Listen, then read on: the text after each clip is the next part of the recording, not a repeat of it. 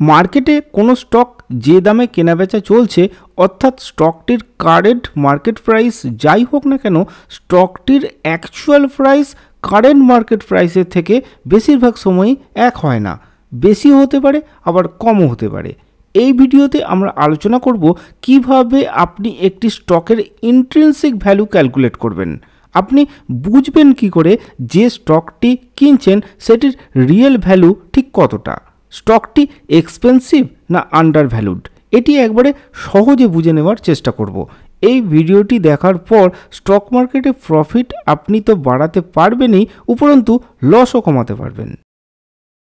নমস্কার, বিধিমতো বিনিয়োগ চ্যানেলে আপনাকে স্বাগত।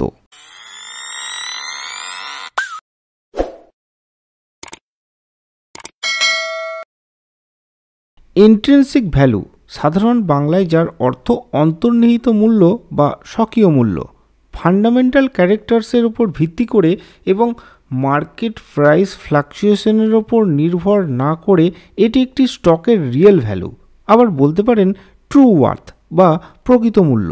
কিন্তু প্রথমে একটা জিনিস বুঝতে হবে, কোনো স্টকের ইন্ট্রিনসিক ভ্যালু এবং মার্কেট ভ্যালু দুটি সম্পূর্ণ আলাদা জিনিস। কারণ স্টক মার্কেট একটা সাধারণ কেনাবেচার মার্কেট নয়, এটি এক রকমের নিলামের মার্কেট। এই অকশন মার্কেটে কোনো স্টকের উপর কে কতটা ইন্টারেস্টেড তার উপর ডিপেন্ড করছে দাম কম না বেশি হবে। এর সাথে আসলে ওই স্টকটির অ্যাকচুয়াল প্রাইস কত তার কোনো সম্পর্ক নেই। এই ইন্ট্রিনসিক ভ্যালু দিয়ে কোনো ইনভেস্টর ডিটারমাইন করতে পারে স্টকটি ওভার ভ্যালুড, আন্ডার ভ্যালুড না ফেয়ারলি প্রাইসড। কোনো স্টকের ইন্ট্রিনসিক ভ্যালু 500, কিন্তু এটি যদি 400-এ মার্কেটে ট্রেড করে তবে এটি under valued stock. It may B a good investment opportunity. আবার এটি 600-এ ট্রেড করলে সেটি ওভার ভ্যালুড ধরা হবে। Investors might reconsider before buying it. Indian stock মার্কেটে প্রায় 5000 স্টক রেজিস্টার্ড। এর মধ্যে যে সমস্ত স্টক বেশি পপুলার সেগুলো তত বেশি দামে কেনাবেচা হয়, আর যে সমস্ত স্টকের খবর কম থাকে সাধারণত সেগুলির দাম কম হয়। শুনলে অবাক হবেন, টেসলার স্টক তার অ্যাকচুয়াল ভ্যালুয়েশনের থেকে প্রায় 1000 গুণ বেশি দামে মার্কেটে কেনাবেচা হয়। এমন কিছু ফ্যাক্টরস রয়েছে যেগুলি এই ইন্ট্রিনসিক ভ্যালুকে প্রভাবিত করে। ভবিষ্যতে কোম্পানিটির রেভিনিউ এবং প্রফিট জেনারেট করার এবিলিটি, সময়ের সাথে সাথে আর্নিংস বৃদ্ধি করার কতটা সম্ভাবনা রয়েছে, market risk, business segment risk এবং ইন্ডাস্ট্রি কন্ডিশন ওই স্টকটির জন্য কতটা ফেভারেবল, কোম্পানির নেট ওয়ার্থ এবং উল্টো দিকে ঋণের বোঝা কীরকম রয়েছে। এগুলি ছাড়াও মুদ্রাস্ফীতির প্রভাব এবং ফিউচার আর্নিংয়ে রিস্কের পসিবিলিটি, এই সমস্ত কিছুই কোনো না কোনোভাবে একটি স্টকের ইন্ট্রিনসিক ভ্যালুকে প্রভাবিত করে। কিন্তু এই ইন্ট্রিনসিক ভ্যালু কেন এত গুরুত্বপূর্ণ? যেহেতু এ থেকে একটি স্টকের সঠিক মূল্য জানা যায়, ইনভেস্টরদের ডিসিশন নিতে সুবিধা হয়। আন্ডার ভ্যালুড স্টকগুলিকে আইডেন্টিফাই করে ভ্যালু ইনভেস্টিংয়ের জন্য ব্যবহার করা যেতে পারে। এগুলিতে ইনভেস্ট করা ভবিষ্যতের জন্য পারফেক্ট। সবথেকে ইম্পর্ট্যান্ট হলো স্পেকুলেশন আর মার্কেট নয়েজকে অ্যাভয়েড করা যায়। বিশ্বের সবথেকে বিখ্যাত ইনভেস্টর ওয়ারেন বাফেটের মতে ইনভেস্টিংয়ের দুনিয়ায় একটি কথা খুব ইম্পর্ট্যান্ট, মার্জিন অফ সেফটি। এর অর্থ আপনি যখন কোনো স্টক কেনেন তখন সেটিকে তার অ্যাকচুয়াল ইন্ট্রিনসিক ভ্যালুর থেকে কম দামে কেনা উচিত। এতে আপনার কাছে সবসময় একটি মার্জিন অফ সেফটি থাকবে। কিন্তু আপনি যদি ইন্ট্রিনসিক ভ্যালু ক্যালকুলেট করতেই না জানেন তবে মার্জিন অফ সেফটির তো কোনো প্রশ্নই ওঠে না। কোনো ট্রেডিং প্ল্যাটফর্মে না গিয়ে সিম্পলি গুগল সার্চ করে কোনো স্টকের দাম সহজেই জানা যায়, কিন্তু কোনো স্টকের ইন্ট্রিনসিক ভ্যালু আপনাকে খেটে খুঁটে ক্যালকুলেশন করে বের করতে হবে। বড় ইনভেস্টর থেকে শুরু করে ফান্ড হাউস সবাই কারেন্ট মার্কেট প্রাইস দেখে ইনফ্লুয়েন্স না হয়ে ফ্রেশ ইনভেস্টমেন্টের আগে কখনোই স্টক প্রাইস দেখে না। তারা ওই স্টকটির ইন্ট্রিনসিক ভ্যালু ডিটারমাইন করে, তারপর তারা সেটিকে স্টকটির মার্কেট প্রাইসের সাথে কম্পেয়ার করে। স্টক মার্কেটে রেজিস্টার্ড নয় এমন একটি কোম্পানি যার ভ্যালুয়েশন জানা নেই, সেটির ইন্ট্রিনসিক ভ্যালু আমরা নির্ণয় করব। এক ব্যক্তি মিস্টার এক্স একটি বিজনেস গত 50 বছর ধরে চালাচ্ছেন। ওনার ম্যানুফ্যাকচারিং এবং সেলস দুটি ইউনিটই রয়েছে। ওনার সেলস ইউনিটের লোকেশন টাউনের একেবারে মাঝখানে পপুলার লোকেশনে। ওনার প্রোডাক্টের ডিমান্ডও বেশ হাই আর রেগুলার কাস্টমারের সংখ্যাও অনেক। কিন্তু মিস্টার এক্সের বার্ধক্যজনিত কারণে আর বিজনেস চালানো পসিবল হচ্ছে না। উনি চাইছেন ওটি বিক্রি করতে। উনি মিস্টার ওয়াইয়ের কাছে গেলেন। মিস্টার ওয়াইয়ের প্রচুর ক্যাপিটাল রয়েছে, আবার ফিনান্সিয়াল নলেজও বেশ স্ট্রং। মিস্টার ওয়াই বিজনেসটির গত 10 বছরের ফিনান্সিয়াল স্টেটমেন্ট নিয়ে অ্যানালিসিস শুরু করলেন। বিজনেসটিতে তো আর স্টক মার্কেটের মতো কোনো স্টক প্রাইস নেই, তাই কোনো রেফারেন্সও নেই। তিনি বুঝে গেলেন ভ্যালুয়েশন ওনাকে নিজেকেই করতে হবে। বিজনেসটির ভ্যালুয়েশন নির্ণয় করতে গিয়ে তিনি সর্বপ্রথম ইনকাম স্টেটমেন্ট দেখেন। তিনি দেখেন বিজনেসটি ধারাবাহিকভাবে প্রফিট করে আসছে। এবার ক্রস চেক করতে তিনি মার্কেটে গিয়ে খোঁজ খবর নিয়ে দেখেন প্রোডাক্ট কোয়ালিটি খুবই ভালো আর কাস্টমার গুডউইল বেসও খুব স্ট্রং।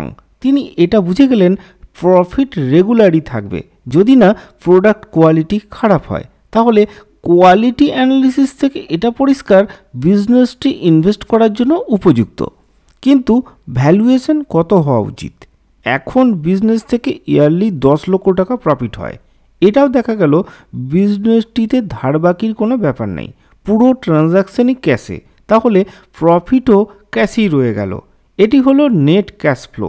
এখন সব কিছু বিচার করে একটা অ্যাজাম্পশন করা গেল বিজনেসটি থেকে ইয়ারলি মোটামুটি 12% রিটার্ন আশা করা যেতে পারে।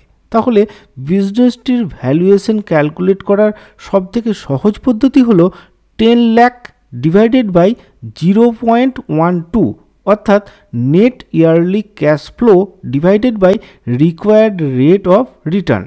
রেজাল্ট হলো 83,33,000 টাকা। এখন বিজনেসটি কিনতে আপনি যদি ওই অ্যামাউন্ট পে করেন, তবে বিজনেস যদি আর নাও বাড়ে প্রতি বছর ওই প্রফিট আপনার থাকবে। ভ্যালুয়েশন বের করার এই পদ্ধতিটি হলো ডিসকাউন্টেড ক্যাশ ফ্লো মেথড। আপনি ফিউচার সমস্ত প্রফিট ডিসকাউন্ট করে এখনকার হিসাবে ক্যালকুলেট করেন। ব্যাপারটা আরও সহজে দেখলে বোঝা যাবে। মনে করুন আপনার কাছে 100 টাকা রয়েছে, সেটি বছরে 12% হারে কম্পাউন্ডিং হয়। তাহলে প্রথম বছরের শেষে সেটি হবে 112 টাকা, দ্বিতীয় বছরের শেষে সেটি দাঁড়াবে 125 টাকায়। ডিসকাউন্টেড মেথডে আমরা ঠিক এর উল্টোটা করে থাকি। ভবিষ্যতের প্রাইস থেকে আজকের প্রফিট বাদ দিয়ে এখনকার প্রাইস ডিটারমাইন করি। এই বছর যদি 112 টাকা প্রফিট পেয়ে থাকি, তবে সেটি পরের বছরে 100 টাকার সমান হয়ে দাঁড়াবে। কারণ টাইমেরও একটা ভ্যালু রয়েছে। সময় যত এগোবে একই অ্যামাউন্টের ভ্যালু কমতে থাকবে। আগামী বছরের 100 টাকার ইন্ট্রিনসিক ভ্যালু আজকের 100 টাকার ইন্ট্রিনসিক ভ্যালুর থেকে কম। তাহলে ওটি একটি কোম্পানি হলে এবং তার 1 লক্ষ শেয়ার থাকলে প্রতিটি শেয়ারের ভ্যালু অর্থাৎ ইন্ট্রিনসিক ভ্যালু হয় 83 টাকা। ব্যাপারটা একটু সহজে বুঝলেও ডিসকাউন্টেড ক্যাশ ফ্লো মেথডটি আসলে একটু জটিল। প্রথমে গত কয়েক বছরের ক্যাশ ফ্লো ডাটা নেওয়া হয়। নেক্সট 5 থেকে 10 বছরের ফোরকাস্টও নেওয়া হয়। ইকুইটি এবং ডেপ্ট ফিন্যান্সিং দুটির বিচারেই ডিসকাউন্টেড রেট ডিটারমাইন করা হয়।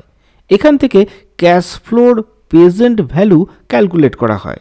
এবার ফাইনাল টার্মিনাল ভ্যালু বের করা হয়। কোম্পানির ইন্ট্রিনসিক ভ্যালু নিরূপণ করতে প্রেজেন্ট ভ্যালু এবং টার্মিনাল ভ্যালুকে যোগ করা হয়। এখন এটিকে নাম্বার অফ শেয়ার্স দিয়ে ভাগ করলেই পার শেয়ার ইন্ট্রিনসিক ভ্যালু বেরিয়ে আসবে।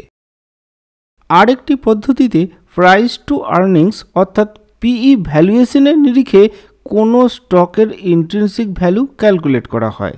এক্ষেত্রে প্রথমে আর্নিংস পার শেয়ার দেখা হয়। এবার ওটিকে সেক্টরটির অ্যাভারেজ পিই দিয়ে গুণ করলেই স্টকটির ইন্ট্রিনসিক ভ্যালু বেরিয়ে আসবে।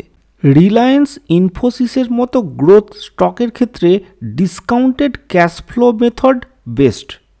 এইচইউএল বা ইনফোসিসের মতো স্টেবল কোম্পানির জন্য পিই ভ্যালুয়েশন মেথড কুইক এবং ইউজফুল। এছাড়াও আরও কয়েকটি পদ্ধতি রয়েছে যেগুলি ক্ষেত্রবিশেষে প্রয়োগ করা হয়। ভ্যালু ইনভেস্টরদের জন্য সুটেবল হলো Benjamin Graham formula. Dividend paying কোম্পানিগুলির জন্য ডিভিডেন্ড ডিসকাউন্ট মডেলে intrinsic value calculation best option. আবার টাটা পাওয়ার, এসবিআইয়ের মতো অ্যাসেট হেভি কোম্পানির জন্য নেট অ্যাসেট ভ্যালু মেথড ব্যবহার করা হয়।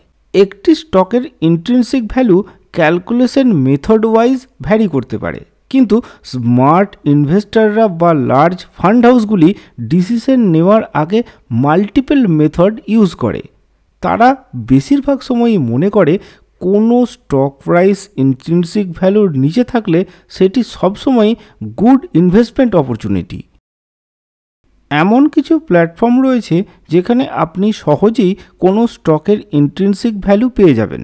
আবার স্টকগুলিকে ইন্ট্রিনসিক ভ্যালুর বিচারে সাজানোও যাবে, তবুও নিজে ক্যালকুলেট করে যাচাই করে নেওয়া দরকার। আজকের দিনের হিসাবে এমন 5টি করে স্টকের নাম জেনে নেব যেগুলি এখন ইন্ট্রিনসিক ভ্যালুর বিচারে আন্ডার ভ্যালুড এবং ওভার ভ্যালুড কন্ডিশনে রয়েছে।